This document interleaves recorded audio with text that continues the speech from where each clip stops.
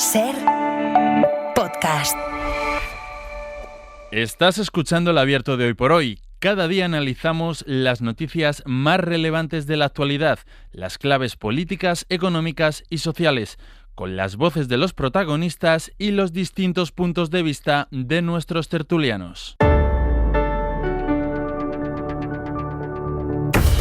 Tiempo para el análisis, tiempo para el abierto en esta mañana de miércoles, con muchos frentes abiertos, el último y además que añade todavía más incertidumbre y más tensión es el que les hemos contado que se ha producido esta madrugada, ese enfrentamiento entre India y Pakistán. Iremos actualizando los datos a medida que los vayamos teniendo. Empieza hoy también el cónclave en Roma. Estaremos también presentes en esa plaza de San Pedro en esas horas previas a la apertura del cónclave del que tiene que salir el próximo Papa. Lo más próximo, lo más reciente va a ser esa comparecencia de Pedro Sánchez a partir de las 9, dentro de media hora aproximadamente, en el Congreso de los Diputados. Enseguida vamos a ello, pero primero voy a saludar a los analistas de esta mañana. Eduardo Madina, ¿qué tal? Muy buenos días. Hola, buenos días, Ángeles. Elisa de la Nuez, buenos días. ¿Qué tal? Buenos días. Y Víctor Lapuente, buenos días. Hola, muy buenos días, Ángeles. Vamos a empezar precisamente por eso, por esa comparecencia prevista para dentro de media hora en el Congreso de los Diputados, una sesión que tiene especial interés porque va a enfrentar al Gobierno al control de los grupos en un momento en el que hay varios asuntos importantes que además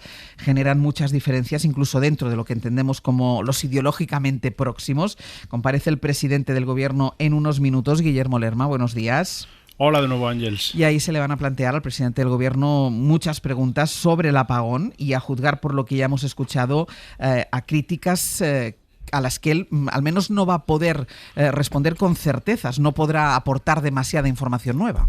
No, al menos sobre el origen de ese suceso que el pasado 28 de mayo dejó sin electricidad a todo el país. Será una comparecencia, nos dicen en la Moncloa, centrada en explicar lo que se sabe hasta ahora e insistir en la necesidad de reforzar la seguridad de nuestro país. Así que en la Moncloa asumen que el presidente llega a esta comparecencia sin respuestas claras a la pregunta que le van a hacer todos los grupos de la oposición, que es ¿qué provocó ese cero eléctrico? Lo que defienden en el Ejecutivo es que no hay ninguna certeza sobre el origen de ese suceso. Creen que sería una irresponsabilidad apuntar a cualquier hipótesis sin haber analizado todos los datos, algo que avisan los técnicos tardarán meses en completar. Sánchez va a insistir sobre todo en no descartar ninguna opción, tampoco la del ciberataque, y a pesar de la falta de información intentará defender que su gabinete está trabajando con transparencia para aclarar lo ocurrido, tomar medidas y depurar responsabilidades. En eso insistía hace unas horas la vicepresidenta tercera, Sara Agentsen. Lo peor que podríamos hacer por la ciudadanía, por la seguridad del suministro de este país,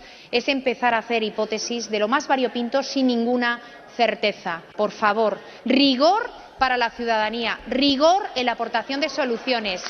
La sesión de control del Senado de ayer fue un aperitivo de lo que será el pleno de hoy, con críticas al gobierno desde todos los frentes. Junts, por ejemplo, intentaba hacer un paralelismo con la gestión que hizo de la Dana Carlos Mazón. ¿Por qué razón el PSOE quiere hacer un Mazón versión eléctrica? ¿Por qué aún estamos en la cero, en las no responsabilidades, ministra? ¿Por qué hacen un Mazón y empatan con el PP en desastres no asumidos? ¿Usted cree que la información de verdad ha sido correcta? Los grupos de izquierdas también van a aprovechar para llevar al debate la necesidad de que el Estado recupere el control de la red y ponga coto a las eléctricas. Lo hacían también desde Esquerra. Lo que esperamos del Gobierno es que averigüe rápidamente las causas para que inmediatamente se pongan a trabajar para que esta situación no vuelva a ocurrir. Y también esperamos del Gobierno más exigencia hacia las eléctricas para que sus Pero beneficios... Lo que espera el Ejecutivo, Ángel, sobre todo es un áspero cara a cara con el líder del PP. Preocupa en la Moncloa que Feijóo trate de trasladar a la ciudadanía un estado de ansiedad, una imagen de colapso y caos que defienden no se corresponde en nada con la realidad. Guille, en principio el Pleno estaba convocado a la comparecencia de Pedro Sánchez para hablar del gasto en defensa, de lo que también va a hablar, entiendo, desde la tribuna. ¿Sabemos por qué va a empezar? Bueno, en principio la idea de la Moncloa es que ambos temas, el apagón y la necesidad de reforzar las capacidades de seguridad y defensa, están relacionadas y va a ser una comparecencia y un pleno en el que van a ir yendo y viniendo ambos asuntos. Nos dicen que la idea en principio es empezar por el apagón, pero como decimos, los dos asuntos los ven muy relacionados y la intención del presidente es ir mezclando ambos asuntos. Pues estaremos pendientes, tú estarás ahí, o sea que volveremos al Congreso de los los Diputados en cuanto empiece este pleno. Guille, gracias. Hasta luego. Es verdad que ha pasado ya más de una semana y media, estamos a miércoles. En medio hemos tenido un caos ferroviario por el robo de unos cables de cobre que en principio el ministro de Transportes calificó de sabotaje, aunque luego ha ido rebajando y ahora ya dice Óscar Puente que las dos hipótesis, tanto el robo como el sabotaje, están sobre la mesa, pero ya no es tan contundente con la idea del sabotaje. Pero lo cierto es que una semana y media después no hay explicación todavía. No tengo curiosidad por saber qué es lo que cuenta el presidente del Gobierno y en el Congreso de los Diputados, porque no hay datos que confirmen qué es lo que pudo pasar el lunes del apagón. Lo cierto es que ahora, Víctor, escuchamos a miembros del Gobierno como Sara Agesen hablar de no tenemos certezas, que hay que ir con cuidado, que responsabilidad, pero es verdad que Pedro Sánchez salió a las pocas horas señalando a las eléctricas. Sí, bueno, esto ha pasado con prácticamente todo el mundo desde que ocurrió el lunes, ¿no? Tuvimos esta necesidad todos los ciudadanos de encontrar un culpable, un responsable, y la verdad es que los políticos nos ofrecieron estos culpables y estos responsables desde el principio, ¿no? Asistimos a una ristra de acusaciones tremendamente concretas y tremendamente categóricas para la oscuridad que realmente y de manera literal sí que teníamos en esos momentos, ¿no? Y al principio pues oímos críticas a no solo a la energía nuclear, sino a los que habían defendido la energía nuclear, ¿no? Por la poca flexibilidad que tenían estos reactores en comparación con la flexibilidad de las renovables. Luego, obviamente, ha venido la crítica a las renovables y a la izquierda progresista por conseguir esta proliferación supuestamente sin control de las renovables. Luego hubo opiniones que giraron hacia Francia porque es muy egoísta y no permite estas interconexiones fronterizas. Y luego esa acusación, como comentabas, ¿no? A los operadores privados, que es muy curioso, ¿no? Porque entre operadores privados tenemos a un conjunto que incluye a Red Eléctrica, que es una empresa pues que está controlada por el Estado, y luego tenemos a un montón de empresas eléctricas privadas, pero que también están reguladas muy minuciosamente por parte del Estado. Yo creo que no podemos esperar ninguna respuesta clara del presidente. Vamos a tener esas respuestas en las comisiones de investigación. Vamos a tener muchas, desde la tremendamente independiente de la Comisión Europea a la tremendamente dependiente del Gobierno que se ha puesto en marcha, ¿no? Yo creo que entre todas se arrojará luz a lo que ocurrió, ¿no? Y yo no espero del presidente respuestas ahora, pero sí espero un compromiso para hacer caso a las conclusiones de estas comisiones y poner todos los medios para que esto no se vuelva a repetir. Lo que no quiero o que me gustaría es que se parara esta politización de las causas del suceso, ¿no? Eso es lo que pides, ¿no? Sí, pero es muy difícil y entiendo que produzca risa, pero sí que me gustaría precisar. Yo creo que en estos momentos es tan incauto culpar a las renovables como de decir que no tuvieron nada que ver. Sí. Creo que los datos técnicos que empezamos a saber apuntan a la hipótesis de que había una causa subyacente de este apagón, que fue la falta de estabilización de la red eléctrica, porque nuestro mix tiene un gran porcentaje de producción de las renovables y esas renovables requieren unos mecanismos de estabilización que no estaban, o que evidentemente se mostraron que no funcionaran. Y luego otra cosa es que además de esa causa estructural haya una causa coyuntural, un detonante, y ahí pues bueno, ahí sí que podemos especular porque no tenemos todavía los datos concretos. Eduardo. Bueno, yo coincido plenamente en que creo que se ha disparado antes de preguntar, y convendría preguntar primero antes de disparar. Yo creo que es incompatible el debate de las acusaciones abruptas con el mensaje del desconocimiento de la causa. Si se desconoce la causa, no se puede culpabilizar a nadie. A mí me parece lógico que el Gobierno mantenga un discurso de que todavía no sabe, porque son millones de datos los que hay que analizar, en un entorno que yo creo que a todos hace 9 o 10 días nos sorprendió lo que sucedió, porque sabemos que España tiene, grandes operadoras energéticas, algunas de las principales empresas del mundo en ámbitos significativos de la energía son de origen español, tiene una gran operadora, Red Eléctrica, que no ha dado problemáticas de esta naturaleza en muchísimos años y que, entre otras cosas, fue una de las responsables de la recuperación tan rápida de la energía que se alcanzó en todo el territorio en unas cuantas horas, ¿no? Imaginemos que el apagón dura 4 días, seguramente el escenario es otro, las consecuencias hubiesen sido otras, ¿no? La recuperación yo creo que fue muy rápida. Por eso creo que haría bien el Gobierno en no disparar contra nadie, y haría bien la oposición en no disparar caos tampoco contra nadie, porque es verdad que en poco tiempo, 2 lunes seguidos, se han concentrado 2 casos consecutivos. Primero, un apagón, un cero energético de país, y 2, un robo de cable en una línea de alta velocidad, que ha parado, o varias líneas, no sé en cuántas han sido, que ha parado varios trenes y ha dado una sensación de imposibilidad de movimiento para mucha gente, con un fastidio tremendo y un impacto negativo en sus vidas. Pero de ahí a la caricatura de un caos hay un salto inmenso. España no está en caos, aunque la narrativa del PP intente que lo esté. Puede colocar la narrativa cuanto quiera, pero es una narrativa a enorme distancia de la realidad. Caos es otra cosa. Son titulares que vemos en países que no son el nuestro. Y yo creo que harían bien en ese sentido en dar margen a saber qué ha pasado antes de disparar contra quien ha causado eso que ha pasado. Y dos, sé que es pedirle peras al olmo y que no va a pasar y, en fin, pasé unos cuantos años dentro de esa Cámara y sé cómo operan, debates como el que va a suceder y tal. Pero no estaría nada mal que de hoy saliera al menos un hilo del que tirar para, tras lo sucedido el lunes de la semana pasada con el cero energético, llevar a las fuerzas políticas principales de este país a la evidencia de que necesitamos un debate energético de mayor profundidad, que alcance un mayor nivel de consenso entre grandes actores para un país que está en pleno proceso de transición energética, que tiene requerimientos de naturaleza de sostenibilidad que tiene que cumplir. Tenemos la oportunidad de ser un país de vanguardia en un proceso revolucionario de la tecnología verde hacia un ecosistema de impacto cero en nuestro medio ambiente en términos de energía. Podemos liderarlo en el debate europeo. Hemos tenido liderazgos de debates en los últimos años que creo que dejan una buena inercia para este país.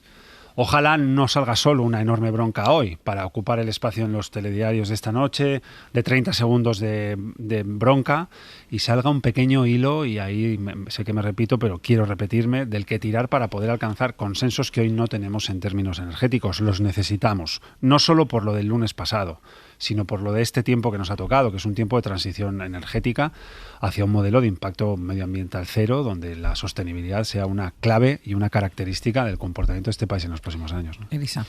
Sí, no, totalmente de acuerdo. Yo creo que la primera idea que hay que decir es que lo del apagón del lunes fue gravísimo y no se puede minimizar en absoluto, y eso yo creo que es importante. Segundo, una idea que también habéis apuntado, hace falta un debate público de calidad sobre la transición energética y sobre los riesgos de tipo técnico que parece que pueden estar detrás de esto, porque a mí sí me interesa una cosa también decirlo, claro, aquí todo el mundo enseguida echa las culpas y tal, pero sí parece que, si bien podemos no saber cuál es, como ha dicho Víctor, la causa coyuntural determinada, pero ha habido un detonante, y lo que sí parece, por lo que yo he leído, que es bastante, es que puede haber un problema estructural de fondo, ¿no?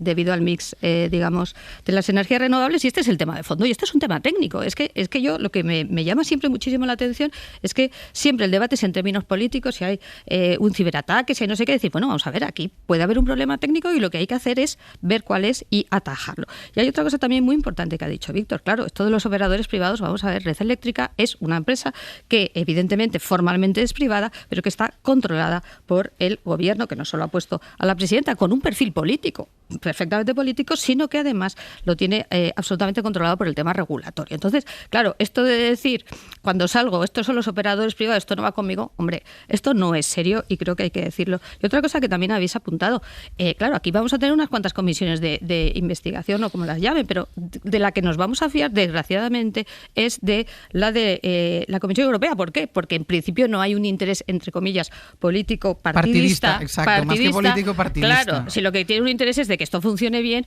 y que, como bien ha dicho Edu, pues que la transición se haga de la forma tecnológicamente más sensata, y también que los ciudadanos vean que no es un riesgo, porque de verdad, si los ciudadanos ven que, oye, esta transición es a cambio de que de vez en cuando tengo apagones, apaga y vámonos, literalmente, y perdonar el chiste. Es decir, es importante abordar los problemas estructurales que puedan existir o los problemas tecnológicos de una forma rigurosa y seria. Por eso a mí también me llama mucho la atención y me temo exactamente igual que vosotros que el debate que veremos sea de ping-pong, de quién es el culpable de tal. Oiga, que estamos jugando con cosas muy serias. Y también quería añadir un tema de las infraestructuras, porque claro, el problema, habéis hablado, el robo de cobre, claro, pero es que no es normal que te roben esto en las líneas de alta velocidad. Esto no es normal. Y no sé si es una cosa puntual, no es una cosa puntual, pero es una cosa que hay que tomarse en serio, porque lo del otro día es que, claro, es que dejas a, no sé si fueron 10.000 o 15.000 personas varadas en trenes en condiciones además bastante penosas. Esto es algo que nos tenemos que tomar en serio. Y ligo con esa idea, esto no es el caos, efectivamente, pero son problemas serios y no se pueden, digamos, quitárselo uno de encima diciendo, bueno, es que esto es una conspiración. Estas cosas pasan. estas cosas pasan. Esto, por favor, yo creo que los ciudadanos no debemos ser muy exigentes con estas cosas. Mira, dejadme que vaya a publicidad y a la vuelta tiraremos del hilo que decía Edu, porque él ya apuntaba, esta imagen que está intentando dar, y te lo decía también ahora Elisa, esta imagen que está intentando dar el Partido Popular, que seguramente será lo que veremos trasladado a esa comparecencia y esos enfrentamientos dialécticos en el Congreso de los Diputados, entre otras cosas porque tuvimos ayer la previa ya en el Senado, donde ya el Partido Popular intentó extender todavía más, lo lleva haciendo desde el lunes del apagón, esa idea de que en este país nada funciona, que todo es un caos. Una pausa y seguimos. El Abierto. Ser Podcast. En el Abierto, Eduardo Madina, Elisa de la Nuez y Víctor Lapuente. Y saludamos también a David Junquera. Junquera, buenos días. Hola, buenos días. Estábamos hablando de la estrategia del Partido Popular, que hoy seguramente veremos otra vez en el Congreso de los Diputados. Esa estrategia que suma acontecimientos del apagón al problema de los trenes, al robo del cable de cobre, para acabar componiendo y acabar intentando trasladar a la ciudadanía esa imagen de España, esa imagen de una España caótica, donde nada funciona. Sí, le ha venido el relato del caos a ver a un PP que hasta hace 2 semanas tenía muchas dudas de cómo afrontar este debate, también la votación del escudo antiaranceles, pero ahora apagón y jaleo ferroviario mediante en Génova ya tienen la excusa para votar a todo que no, ya tienen guión y título para la película, Sanchismo en fase de paranoia.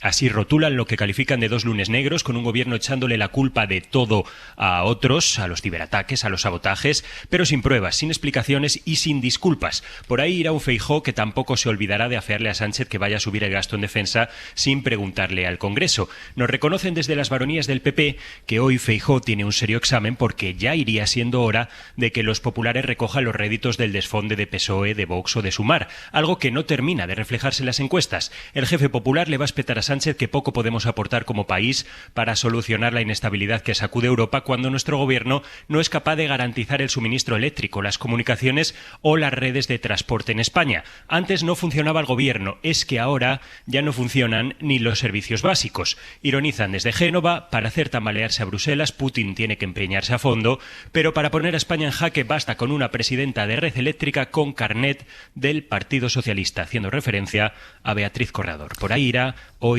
Alberto Núñez Feijóo. Junquera, gracias. A vosotros. Lo apuntabas ya tú, Edu, esa imagen de caos que intenta trasladar desde el primer momento el Partido Popular, tanto por el apagón y además después sumando al apagón los problemas con los trenes del lunes pasado. Esa imagen de caos que se puede contraponer perfectamente con que este país funciona, básicamente funciona. Hay problemas puntuales, pero este país, los servicios funcionan en este país básicamente. Yo, trato de encontrar el ángulo base por el cual el PP configura esta idea del caos, ¿no?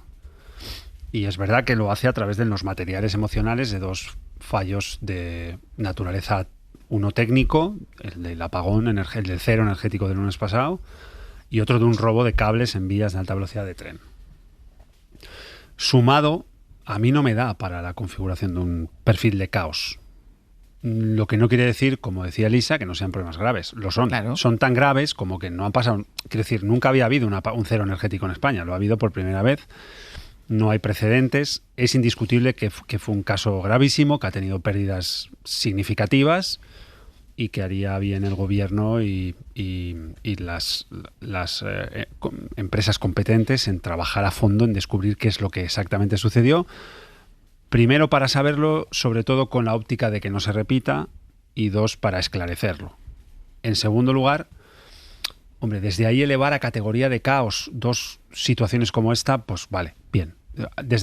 Intuyo que a un sector duro de su electorado pues le gustará escucharlo, configurar una parte de un perfil duro del líder de la oposición contra el gobierno, algún gurú electoral de dentro del PP pensará que por ahí está ganando enteros desde el punto de vista de la captación de otros caladeros de votantes, y desde el punto de vista del mensaje de la oposición, pues a lo mejor relaja a los sectores internos más ansiosos de subidas electorales demoscópicas que el PP todavía no termina de alcanzar todas las que le gustaría. Perfecto. Y a partir de ahí, ¿qué más? ¿Cuál es? Uno hace este paso y el siguiente paso, ¿cuál es?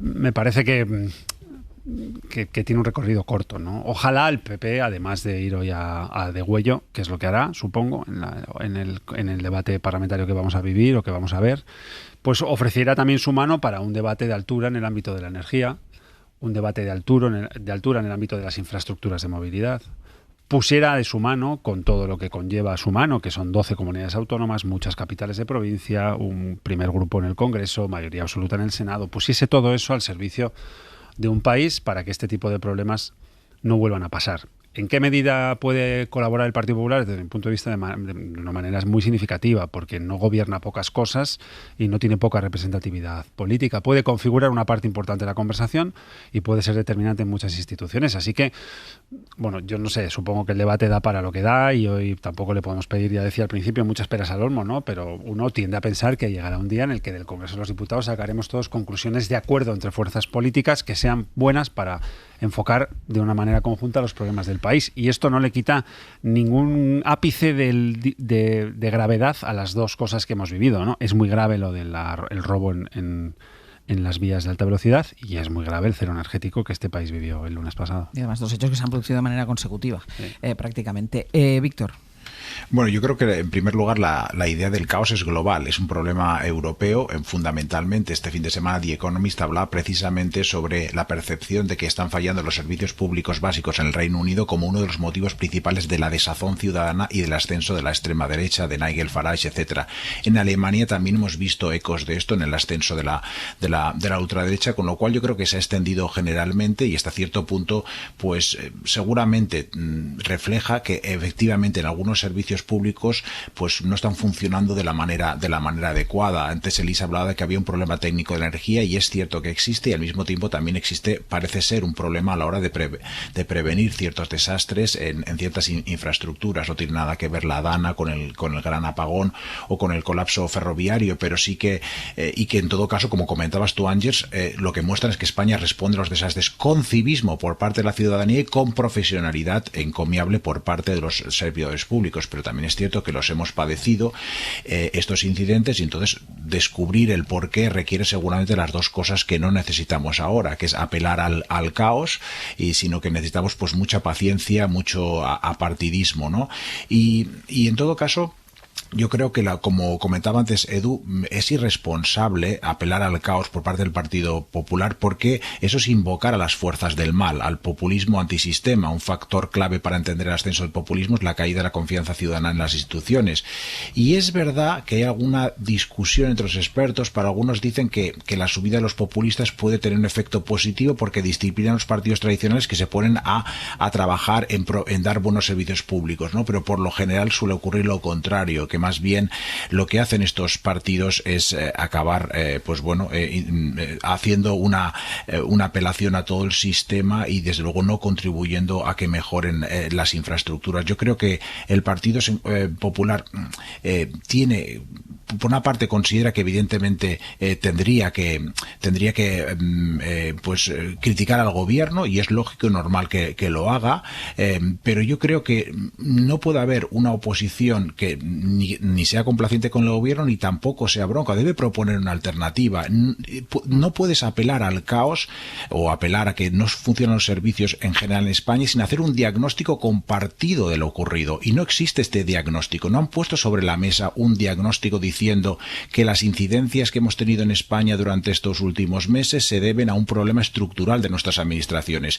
Y de nuevo, no quiero hacer de consultor del Partido Popular como hacemos en alguna ocasión de estos micrófonos gratuitos, pero aprovechando que está Elisa, por ejemplo, pues de Fundación Hay Derecho, con su publicación, por ejemplo, el Dedómetro, que algunos comentaristas como Miriam González lo ponían en los medios de comunicación estos días sobre la mesa, pues seguramente deberíamos reflexionar si en España los máximos responsables de dirigir entidades públicas cruciales para la sociedad obtienen sus puestos de trabajo demasiado a menudo por sus conexiones políticas y no tanto por sus cualificaciones profesionales. Y eso se extiende a la Comunidad Valenciana, se extiende a Red Eléctrica o se extiende a muchas instituciones. ¿Hay un diagnóstico compartido? ¿El Partido Popular está ofreciendo? No.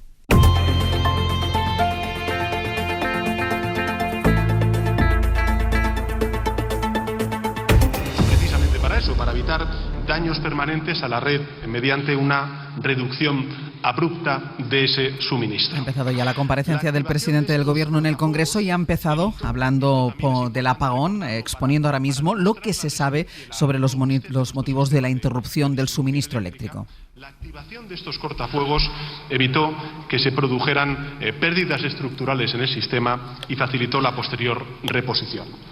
Desgraciadamente, lo que no impidió fue que el sistema se fuese a cero, que es lo que ocurrió el pasado 28 de abril. Instantes después de que se produjese ese apagón, las instituciones competentes activamos todos nuestros protocolos de emergencia. Los operadores privados, es decir, las empresas energéticas, se centraron ¿en qué? En reenergizar la red para restablecer el suministro, una operación que es sumamente compleja, que en otros países que han afrontado este tipo de apagones ha durado días y también muy delicada. Y además nunca se había hecho a escala y velocidad que se hizo en nuestro país. ¿Cómo se llevó a cabo? Bueno, pues se llevó a cabo mediante la reactivación secuencial, en primer lugar, de las interconexiones eléctricas que tenemos con Francia, también con Marruecos, con las centrales hidroeléctricas y con el ciclo combinado en toda la península ibérica. Mientras, el Ejecutivo y el resto de administraciones públicas nos centramos en asistir a la población, en mantener o recuperar el funcionamiento de los servicios públicos afectados por este corte de suministro, labores que fueron orquestadas por el Consejo de Seguridad Nacional y que se llevaron a cabo en buena coordinación con la amplia mayoría de los gobiernos autonómicos de nuestro país, también la amplia mayoría de ciudades de nuestro país, a quienes de nuevo quiero agradecer públicamente su trabajo, su lealtad y su cooperación en esos momentos tan críticos.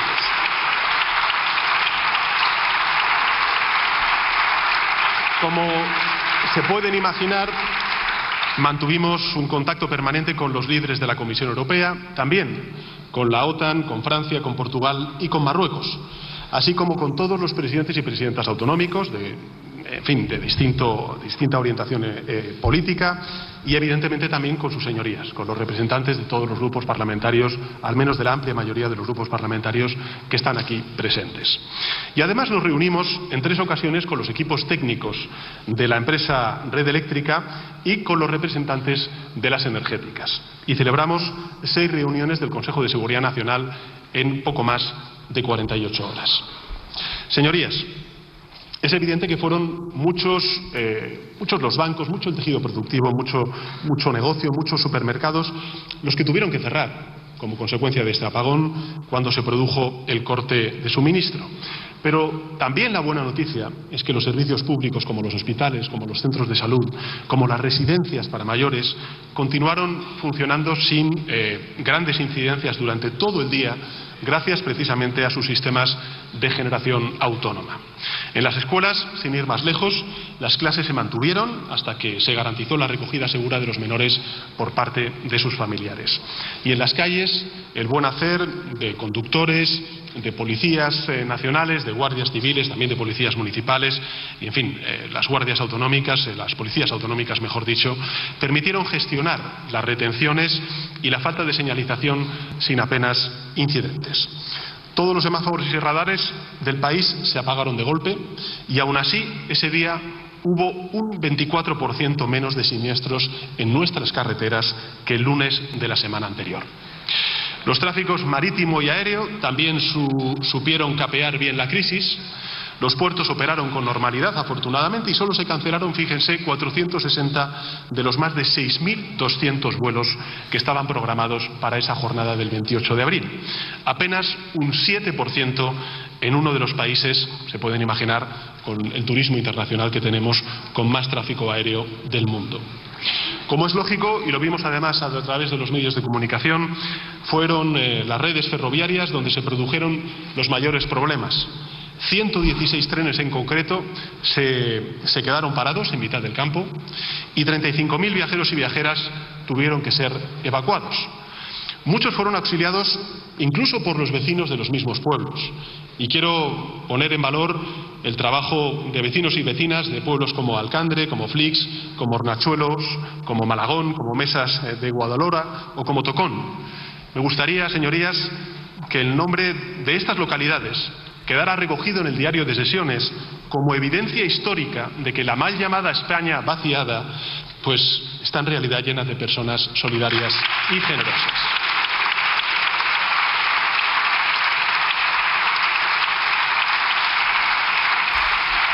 Describiendo lo que pasó, la actuación y la recuperación del servicio, poniendo en valor la rapidez. De la caída del suministro, ese mismo suministro se había restablecido en áreas tan importantes para nuestro país como Aragón, como Cataluña, como País Vasco, como Galicia, como La Rioja, Asturias, Navarra, Castilla y León, Extremadura y Andalucía. A las 7:30 de la tarde, casi la mitad de las subestaciones de la red de transporte peninsular ya tenían tensión y se había recuperado más de una quinta parte de la potencia. A las 22:45, es decir, a las 11 menos cuarto de la noche, se había restituido más del 50% del suministro.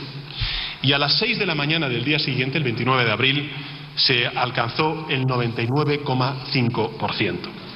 A esa misma hora, a las 6 de la mañana del día siguiente, el 29 de abril, la telefonía móvil y la fibra óptica ya operaban al 90%. Y la práctica totalidad, en consecuencia de los negocios, se disponían de nuevo a abrir sus puertas. La mayoría de ciudadanos, afortunadamente, se preparaban para recuperar su vida cotidiana, algo que se logró de forma plena a las 4:30 de la tarde de ese 29 de abril, cuando todos los trenes del país volvieron a circular con absoluta normalidad. Señorías, como ven, nuestros servicios públicos, las empresas, los empresarios, las empresarias, los trabajadores y trabajadoras estuvieron una vez más a la altura de las circunstancias, como también lo estuvieron nuestros servidores públicos y el conjunto de la ciudadanía española. Es cierto que en las series de Netflix, en las series de ciencia ficción, nos habían contado que bastaría un apagón para que el civismo se esfumara y el orden social entrara en colapso.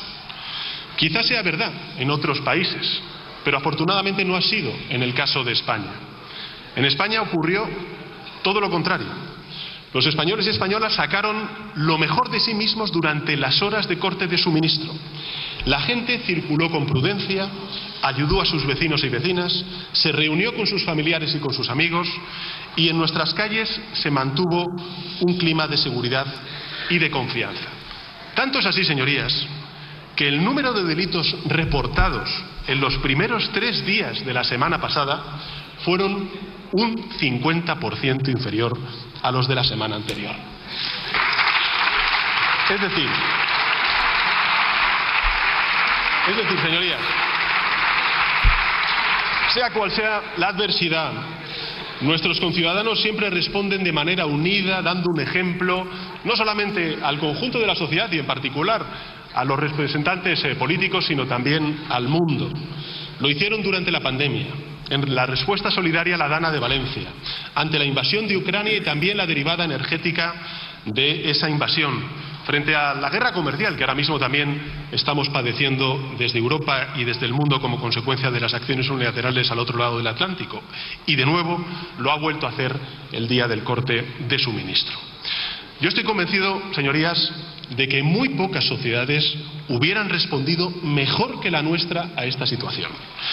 Y por tanto lo que quiero decirles, y sobre todo a los ciudadanos, además de las gracias, es reiterar una convicción, y es que España es un país extraordinario. Por eso quiero agradecer al conjunto de la ciudadanía y en particular a todos los empresarios, trabajadores y servidores públicos, hombres y mujeres, que una vez más dieron lo mejor de sí mismos. Y frente a la visión apocalíptica, que la hubo, y estaré convencido de que vamos a poder debatir a lo largo y ancho de este día sobre ello, y también la visión catastrofista de los que nunca creen en España, la sociedad española demostró otra vez más su grandeza. Y gracias a todo lo anterior, además, señorías, la recuperación rápida, el comportamiento calmo y también solidario de la ciudadanía española en cualquiera de los ámbitos que desempeñaron su día a día en ese momento tan crítico, el impacto económico del apagón fue limitado. El 28 de abril, señorías, lo dijo el ministro de Economía, Carlos Cuerpo, las compras cayeron en 415 millones de euros respecto a un lunes habitual. Estos datos no me los invento, son datos de RedSys, son datos de RedSys. Sin embargo, 415 millones de euros. Yo sé que hay grupos parlamentarios que los datos les da igual. Vamos a verlo sin duda alguna a lo largo de este debate. Pero bueno, ya entraremos en él. 415 millones de euros según los datos de RedSys. Sin embargo, y esto es yo creo que lo importante, sin embargo, en los días posteriores el consumo repuntó con fuerza, siendo muy superior al de un martes y un miércoles normal. Vamos a hacer una pausa. A la vuelta retomamos el análisis, además en el punto que lo hemos dejado. Estábamos hablando de ese caos que dice el Partido Popular que hay por toda España y, de hecho, toda esta primera parte de la intervención del presidente del Gobierno en este pleno referida al apagón ha sido la respuesta precisamente a esa visión apocalíptica, él lo ha llamado así, que desde algunos sectores se está intentando trasladar, y lo ha hecho, bueno, poniendo en valor la rapidez en la que se restauró el servicio eléctrico, el comportamiento de los ciudadanos, de la sociedad y el buen funcionamiento de todos los servicios públicos. El abierto Eduardo Madina, Elisa de la Nuez y Víctor Lapuente. Sigue en el Congreso de los Diputados la intervención de Pedro Sánchez. Ahora se está deteniendo un poco más en las posibles causas. Ahora iremos al Congreso de los Diputados para que nos cuenten si ha dado algún dato o alguna pista nueva, porque es verdad que hasta ahora lo que ha hecho ha sido una descripción de lo sucedido, pero una descripción, Elisa, decía yo antes de la publicidad, que de alguna manera estaba respondiendo, ha tardado en hablar de esa visión apocalíptica que ofrecen desde algunos sectores, pero sí que es verdad que desde el principio ha dado la sensación que estaba respondiendo a esa sensación de caos que intenta trasladar la derecha, poniendo en valor el trabajo no solo de la sociedad, sino también de todos los servicios públicos. Sí, lo que pasa es que yo creo que se le ha ido un poco la mano, ¿no? Porque ya casi da la sensación de que suerte hemos tenido un apagón para demostrar lo bien que reaccionamos. Y yo creo que eso tampoco es un acercamiento, digamos, serio al asunto. Ni caos total, ni catástrofe, pero tampoco, oiga, hemos tenido un cero energético y hemos salido muy bien, y todos esos datos, bueno, pues que ha habido menos accidentes, que si menos compras, esto de verdad que no me parece serio. Lo que me parece serio es, como decíamos antes, que tengamos un debate público sobre los posibles riesgos técnicos que pueda tener, digamos, el mix energético y la transición ecológica. Esto sí me parece serio, porque si no vamos a dejar el campo efectivamente a, oiga, pues esto no funciona, esto es un desastre, esto es un caos, que además yo creo que una cosa importante que ha dicho Víctor es que este es un marco muy europeo también, y traigo una anécdota que me gusta traer a veces, anécdotas personales. Mi hija vive en Alemania y el tema de los trenes es un desastre allí también, es un tema constante, los retrasos se paran en mitad de la nada, por tanto no es solo una cosa a nivel español, y por tanto es un marco mental muy fácil de comprar. Las cosas no funcionan y por tanto esto es un caos, es una catástrofe. Como además hay un elemento de realidad, porque claro, esto está muy bien, hemos reaccionado muy bien, pero espero que ninguno de nosotros estuviera 11 horas metido en un tren el lunes del apagón. Es decir, hay casos personales duros que han vivido en primera línea, y después el caso del robo de cables, situaciones que no parecen normales en un país avanzado. Y esto hay que decirlo también, y no, digamos, referirse tanto a que bien hemos reaccionado todos, que bien, ¿no? Pero que lo que habría que hacer es prevenir. Y aquí entronco con una idea que me parece muy importante y que he repetido a veces, que es la idea de la prevención. Y tiene también, como ha dicho Víctor, traer a cuento la DANA. Aquí hay problemas estructurales previos, además de, por ejemplo, la gestión catastrófica del PP, lo hemos hablado muchas veces, el desastre de Amazon, pero es que había unos problemas de infraestructuras previos.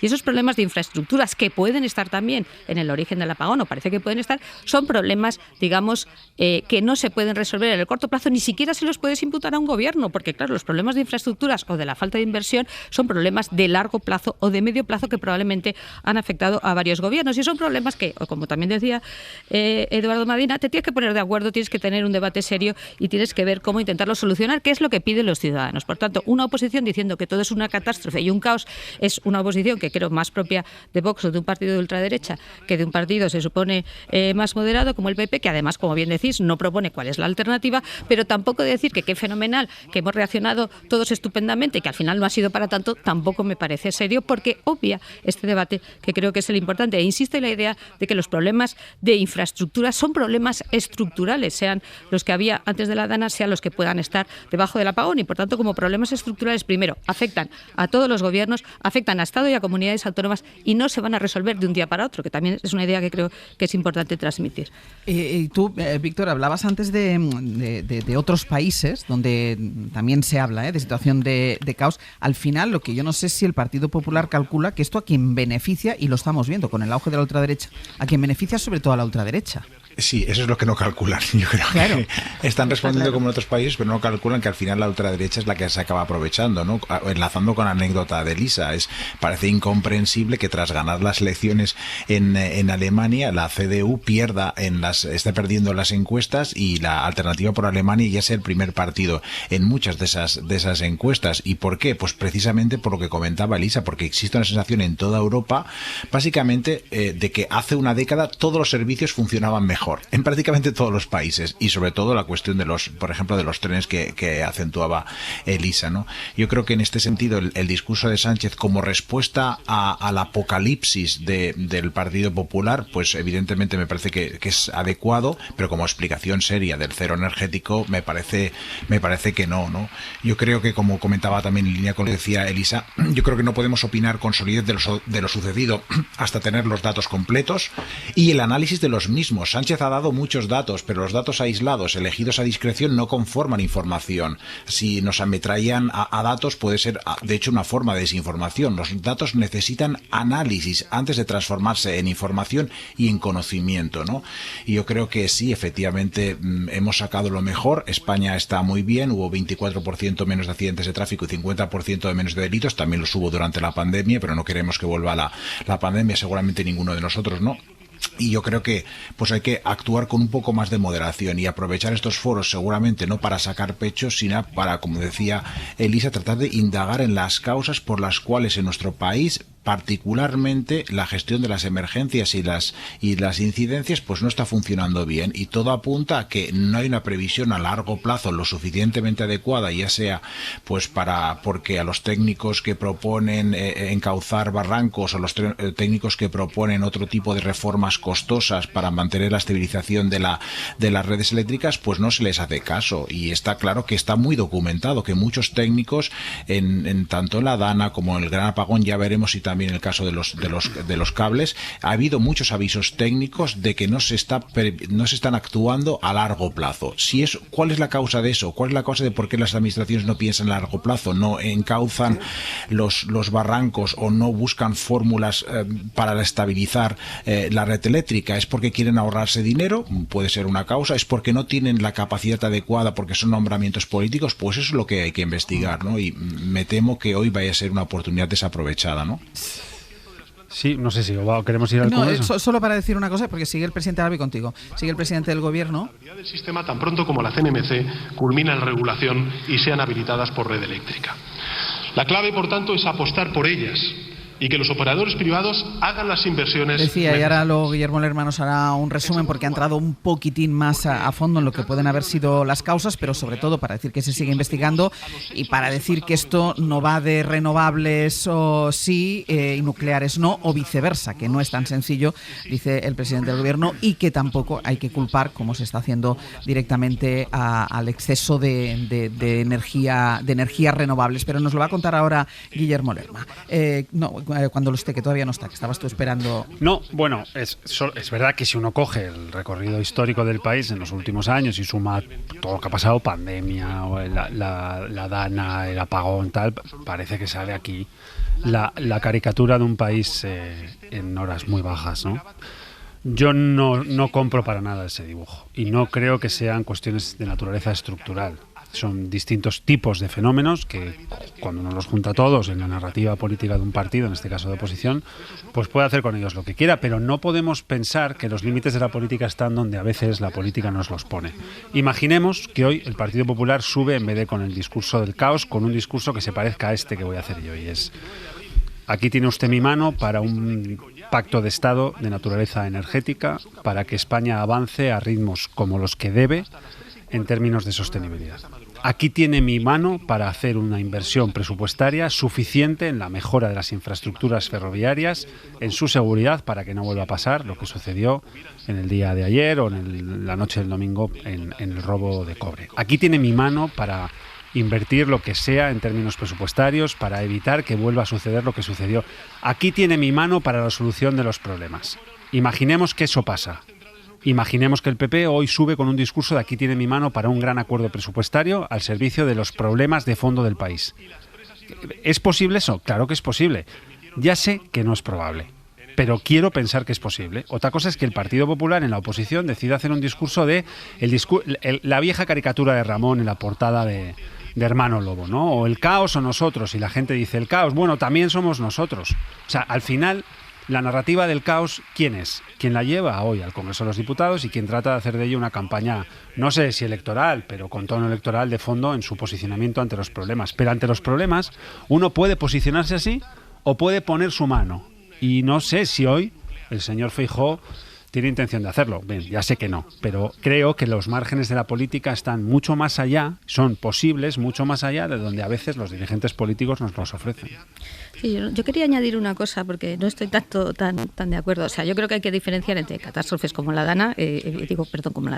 como la pandemia y otro tipo de catástrofes donde, digamos, la previsión y el tema de la inversión en infraestructuras sí es relevante. Y son dos cuestiones absolutamente diferentes. Y sobre todo en una cosa que también comentaba Víctor, citando un informe de la Fundación Hay Derecho, y digo en antena que ha sido espontáneo por su parte, que es el tema de la gestión política. Entonces, lo que nosotros sí hemos visto en el Edémetro, y esto tiene que ver, por ejemplo, con la presidencia de Red Eléctrica, es que una politización de este tipo de entidades lleva a ciclos muy cortos, porque son ciclos políticos, y por tanto a un déficit en planificación a medio y largo plazo. Y eso sí lo podemos decir. Es decir, si tú pones políticos que tienen ciclos políticos al frente de las entidades, vas a tener probablemente mucha rotación, o probablemente no, lo hemos medido, mucha rotación y por tanto más dificultades para implantar, digamos, planes estratégicos a medio y largo plazo. Y eso tiene que ver con las infraestructuras. Por tanto, aunque sea de forma indirecta, sí que podemos decir que una politización en la gestión de determinadas entidades públicas o semipúblicas, como es el caso, por esa mayor rotación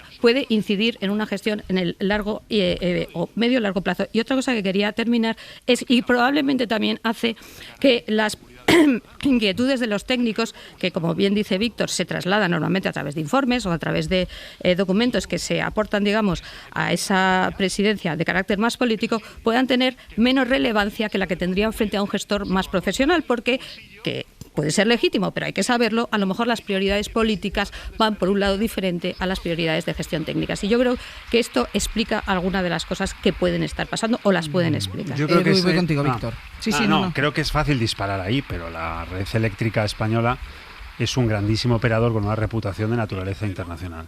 Pero ha tenido un apagón el lunes 28. Entonces, tiene una amplia participación accionarial de la SEPI, la Sociedad Española de Participaciones Industriales, que es quien con arreglo a lo normal en los últimos no sé cuántos años, tiene normalmente la voz preponderante en la elección de la presidencia. Y por la presidencia han pasado muchas personas y nunca hemos vivido lo que hemos pasado el lunes de la semana pasada. Y son nombramientos hechos de gente que es verdad que antes ocupó posiciones ministeriales. Estoy pensando en muchos nombres que me vienen a la cabeza desde los tiempos de Felipe González hasta la actualidad.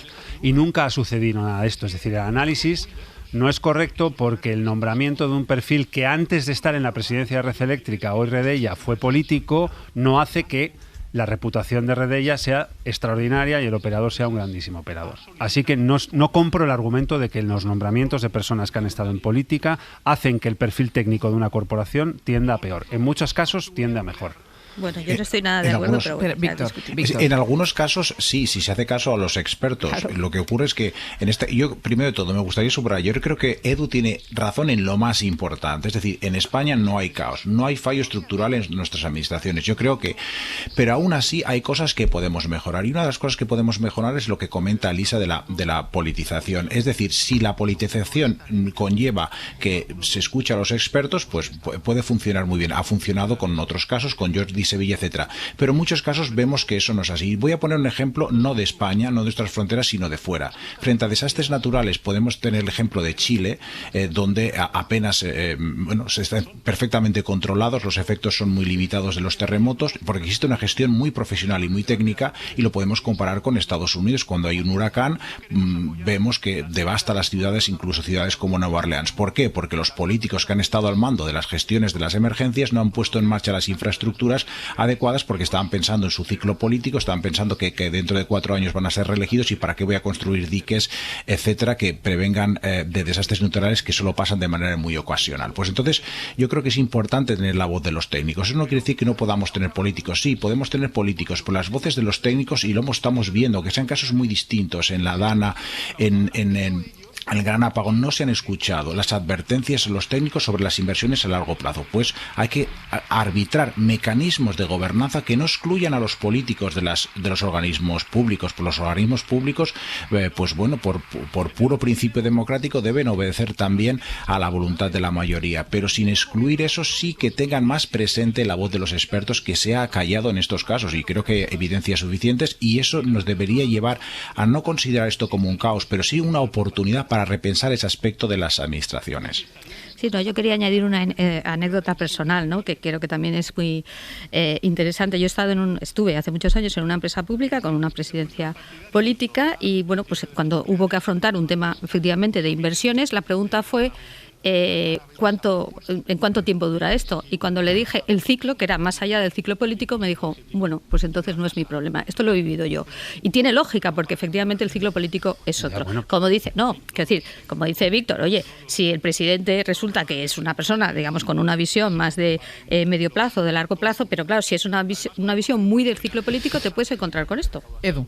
¿Es compatible la presencia de capital público en empresas privadas, sí o no? Mi tesis es que sí, en aquellas que son estructurales y estratégicas. Pero si nadie discute eso. 2. Si el capital público está presente en el accionariado, tiene que tener decisiones en la dirección de esas compañías. 3. La dirección de perfiles que anteriormente fueron políticos, que estuvieron en política en la presidencia de algunas compañías, no es incompatible con altos niveles de reputación de esas compañías. Y 4. Esos operadores tienen una extraordinaria reputación técnica durante años y más años y más años, haciendo que este país sea el país que tiene la imagen exterior que tiene. Es lógico que eso suceda y es compatible la elección de perfiles que antes estuvieron en política porque hay presencia de capital público en el accionariado de esas empresas con la configuración de una conversación técnica suficiente como para que la operatividad sea eficiente y sea eficaz en esas compañías. Y no hay posibilidad de encontrar en la presidencia de Beatriz Corredor, en Redella, el argumento por el cual se apaga la luz en España el lunes pasado. Así que no compro el argumento de que politizar estos argumentos de nombramientos políticos. No son nombramientos políticos, los nombra el gobierno porque tiene capital público de presencia en esas compañías, pero eso no es incompatible con el buen funcionamiento de esas empresas. De hecho, eso es lo habitual. Lo inhabitual y extraordinario es lo del lunes pasado, por eso es noticia. Si no fuese inhabitual, no sería noticia. Voy a volver al Congreso de los Diputados, porque sigue todavía Pedro Sánchez, el presidente del gobierno, hablando del apagón. Guillermo Lerma, ¿qué nos hemos perdido hasta ahora? ¿Qué es lo que ha estado diciendo? Pues Sánchez ha reconocido lo que venimos contando desde esta mañana, Ángel, que no va a poder aportar hoy más datos sobre la causa de ese apagón. El presidente se ha dirigido a la ciudadanía para pedir tiempo para poder sacar alguna conclusión, alguna certeza. Ha recordado que tiempo es lo que están pidiendo también los expertos para analizar los 756 millones de datos que, ha dicho, se han remitido a ese comité de análisis que se va a encargar de la investigación. Lo que sí que ha hecho Ángels, el jefe del Ejecutivo, es comprometerse a que este asunto no se va a cerrar en falso y que se va a dar, cuando esté disponible, toda la información. Nosotros, por tanto, señorías, lo que no vamos a hacer es cerrar ningún debate en falso. No vamos a precipitarnos en las conclusiones. No vamos a trabajar en conclusiones superficiales o incluso interesadas, como estamos viendo por parte de algunas de sus señorías y también de grupos de interés en los medios de comunicación. Nosotros lo que vamos a hacer es llegar al fondo del asunto, porque queremos asumir esas responsabilidades políticas, exigirlas también y, sobre todo, porque queremos usar esta experiencia para mejorar y hacer de nuestro sistema eléctrico un sistema aún más fiable de lo que es hoy. Sánchez, que frente a los que están planteando teorías y posibilidades, ha defendido que el asunto es más complejo, y a quienes quieren vincular este apagón con el debate sobre las renovables y las nucleares, el presidente les ha acusado de promover una gigantesca manipulación. No deja de ser paradójico que los mismos que acusan al Ejecutivo de no haber dado aún ninguna información sobre el apagón llevan días recomendando una solución. Insisto, una solución que consiste, qué casualidad, en su agenda ideológica y en los intereses de algunas empresas energéticas que tienen propiedad en las centrales nucleares. Se ha referido Sánchez a eso, a las empresas nucleares, y Ángels ha recordado que el calendario para prorrogar o no la vida de las nucleares se pactó en 2019 por las grandes empresas energéticas. El presidente del Gobierno ha dicho que si las empresas acuerdan entre ellas otro calendario distinto, el Ejecutivo lo estudiará, pero lo va a hacer con condiciones. Primero, que la prórroga permita garantizar la seguridad de la población. Segundo, que sea económicamente viable. Y tercero, que la medida sea conveniente para garantizar la seguridad del suministro eléctrico. Pues Guille, dejamos la línea abierta por si hay alguna novedad más en esta intervención del presidente del Gobierno, ¿de acuerdo? Hasta ahora. Y mira, ya que estamos en el Congreso, voy a cerrar el bloque político con algo que pasó ayer, pero que inicia ahora el recorrido parlamentario. Lo que pasó ayer es que el Consejo de Ministros aprobó la reducción de la jornada laboral, una medida que está acordada con los sindicatos, pero que la patronal ya saben que rechaza de plano, y ahora se inicia precisamente el trámite parlamentario y queda lo más difícil, como siempre, que es conseguir los apoyos suficientes en el Congreso para que esto salga adelante. Sara Selva, buenos días. ¿Qué tal, Ángels? Buenos días. La ministra de Trabajo, Yolanda Díaz, ha reclamado al PP y a Junts que acepten la reducción de la jornada, pero de momento, a día de hoy, estos dos partidos la rechazan. Sí, queda por delante una negociación compleja. La norma arranca la tramitación parlamentaria ya con un escollo importante, esa enmienda a la totalidad que ha anunciado Junts. Ese va a ser el primer obstáculo que va a tener que superar en el Congreso. Si lo consigue, empezará a andar la tramitación de la norma, si no, volverá a la casilla de salida. Superar esa enmienda, en el PSOE lo ven complicado, pero la vicepresidenta, Yolanda Díaz, está convencida de que hay margen para negociar y de que las conversaciones llegarán a buen puerto. Hemos vivido negociaciones más complejas que esta. Decía ayer Díaz que confía en que el apoyo social de la medida juegue a su favor. Nadie se atreve a decir que está en contra de esta norma. Vamos a ver si algo que está ganado en la calle se rompe en el Congreso de los Diputados. Apela Yolanda Díaz a los grupos parlamentarios y sobre todo al Partido Popular. ¿Va a maniobrar el señor Feijóo para tumbar la reducción de la jornada laboral? ¿Quiere dañar a su país? Esta es la pregunta. Cuando hablo de política útil, hablo de esto. Busca el Gobierno retratar con esto al PP, recordando aquella votación de la reforma laboral que el Partido Popular intentó tumbar, pero saben en el Ejecutivo que el PP está instalado en el no. Toda vez que llega de la mano de la imposición de la ministra de Trabajo, nosotros no podemos compartirla, no estamos... Insistía Miguel Tellado en que para ellos el apoyo de la patronal es clave, y lo mismo le ocurre a Junts. No a una llei que s'ha negociat només amb el lobby sindical. Que dice que no puede apoyar una norma que se ha negociado solo con lo que llama el lobby sindical español. En público, Junts está siendo del todo rotundo en el no. Dicen además fuentes del partido que no van a retirar esa enmienda a la totalidad que ya han anunciado. En Sumar creen que el debate, el de la enmienda, llegará al Congreso antes del verano, pero están convencidos de que conseguirán superarlo.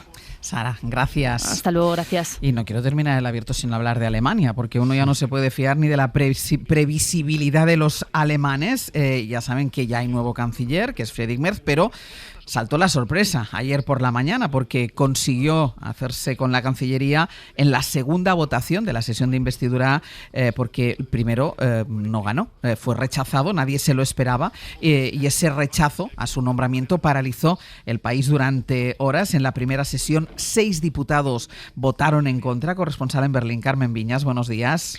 Hola de nuevo, Ángels, buenos días. Claro, el caso es que pudieron ser parlamentarios, porque el voto es secreto, parlamentarios de su propio partido o socialdemócratas con los que va a gobernar en coalición. Es decir, que da desde el primer día una apariencia esta coalición de cierta fragilidad.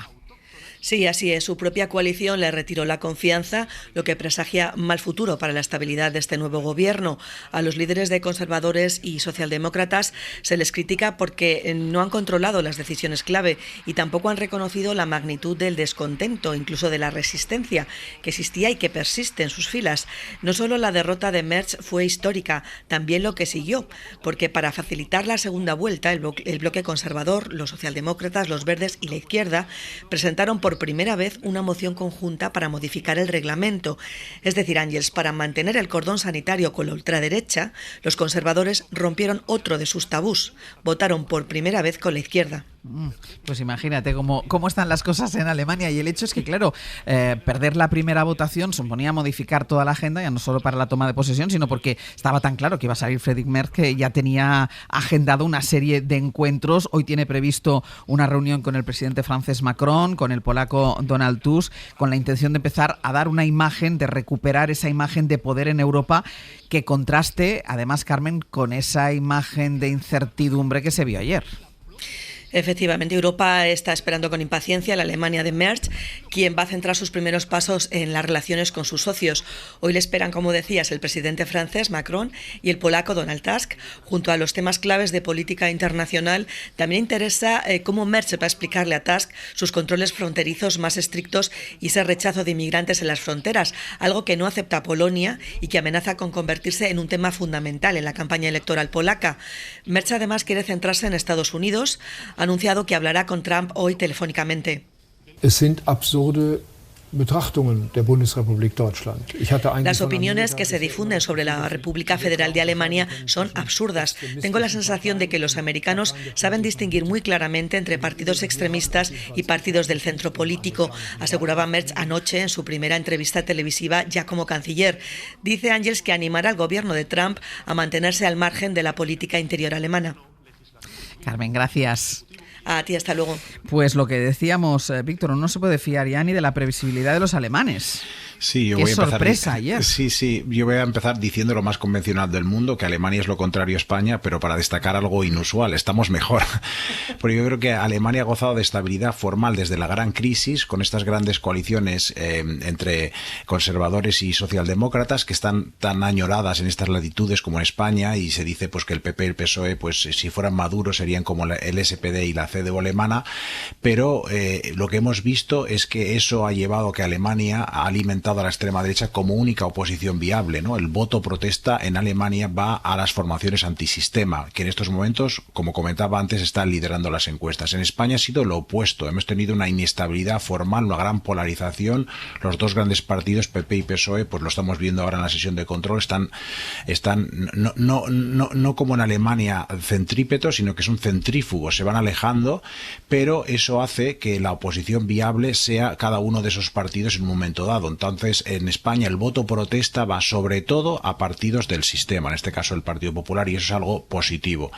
¿Qué va a ocurrir en Alemania? Pues bueno, tenemos a un político sin testear, Merz, porque es un político que no tiene experiencia en el gobierno y es un político de bastante edad, al frente de un gran test, que es seguramente el mayor test para Alemania desde la reunificación, ¿no? Que es afrontar un declive económico, porque lo que tenemos aquí de fondo, sobre todo en Alemania, es que los fundamentales económicos de la economía alemana han ido empeorando en relación a Estados Unidos y China, pero sobre todo en relación a sus competidores o a otros países de la Unión Europea. Entonces, yo creo que pues bueno, los precios de la energía, de los que hablábamos antes, el envejecimiento de la población, los costes laborales, todos estos factores se encuentran peor que muchos países europeos, peor, por ejemplo, que España. Y es verdad que si hablas con algunos alemanes te dicen, bueno, nosotros hemos sido el enfermo de Europa ya muchas veces. En los años 90 se nos decía y nos recuperamos, ¿no? Pero vamos a ver si se va a recuperar, porque los retos a los que se enfrenta son tremendos. Externos, por la situación de Trump, y sobre todo internos, porque yo creo que el problema que está teniendo ahora es que parte del electorado de Merz no entiende que haya relajado esta rigidez presupuestaria alemana. Yo creo que el problema lo tiene el electorado alemán, que sigue teniendo unas coordenadas mentales de austeridad que no comparten ya sus políticos, y que Merkel ya abandonó y que Merz intenta pues abandonar a lo mejor con más fuerza. Déjame que escuchemos a Elisa también. No, yo sí sigo teniendo envidia por Alemania, pese a lo que dices, Víctor, porque yo creo que en el fondo de esta gran coalición lo que hay es un diagnóstico bastante certero de qué es lo que le pasa a Alemania, ¿no? Y como bien dices, una crisis económica que ya viene de tiempo, también una crisis política, porque tienes alternativa por Alemania como el principal partido de la oposición, y además, si quieres, todo el tema de la seguridad y de la inmigración. Y a mí lo que sí me parece serio es que tú sabes que tienes esos problemas, tienes el debate correspondiente y los intentas abordar. Y a mí eso, la verdad, con todas las fragilidades y con todas las incertidumbres, me da mucha envidia. Érase una vez la investidura de un primer ministro del PP en España, en la que salía adelante solo con la abstención del Partido Socialista, y también se escaparon unos cuantos votos. Así que no somos tan distintos. Ya, eso. Ya está. Vale, venga, perfecto.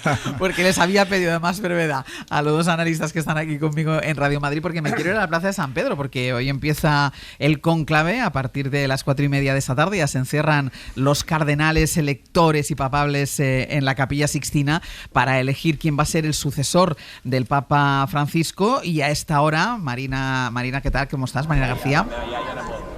Buenos días, Ángels. Ha habido mucho ruido ya a tu alrededor, la Plaza de San Pedro. Entiendo que debe haber ya muchísimo movimiento, muchísima expectación.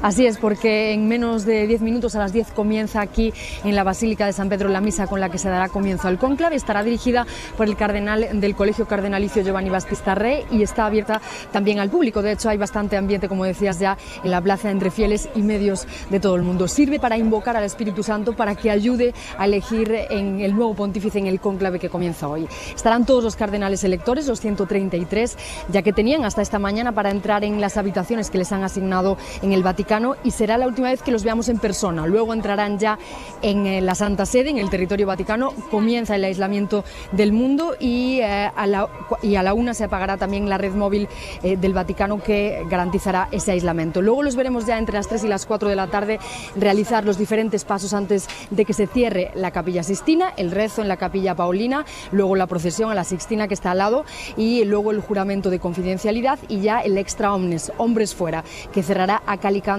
la Capilla Sixtina, donde se quedarán solo los purpurados electores a solas con los famosos frescos de Miguel Ángel. Hoy es seguramente la jornada con las imágenes más curiosas. Veremos toda esa liturgia del primer día del cónclave y a partir de esta tarde quedará solo esperar la fumata blanca. Hoy hay votación, hoy puede haber ya fumata.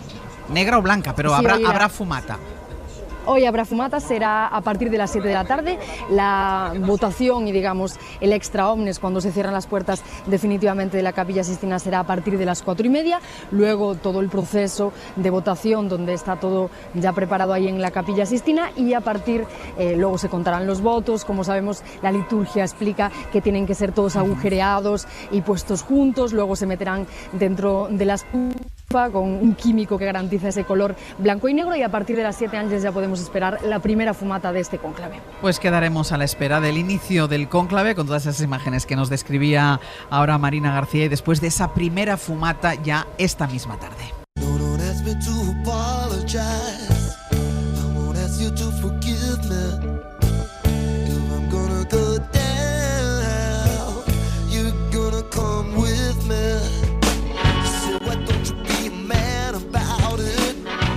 Termina ya el abierto, empieza la segunda parte a partir de las 10 del programa. Sastre, ¿sabes cómo se hace esto, no? Sí, bueno, voy a intentar recordarlo. Vale. ¿Por qué me lo dices? ¿Que te vas? Es que a lo mejor, ahora yo, sabes que siempre salgo. Sí, igual, ¿y ya no vuelves? No lo sé. Vale. Igual no vuelvo. Bueno, pues yo me quedo aquí Estate por si acaso. tú aquí por si acaso. Pepe Rubio, Sergio Castro, buenos días. Buenos días.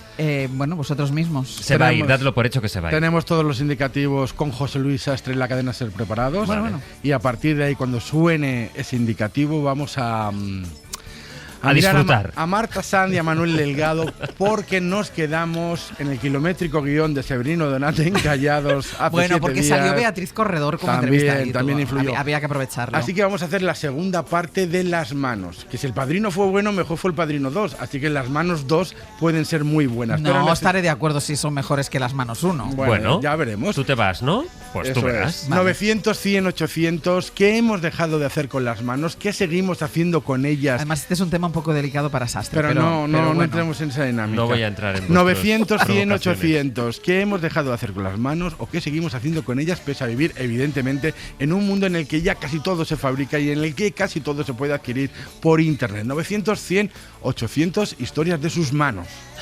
De las dos manos. Este es un programa blanco, recuérdalo, ¿eh?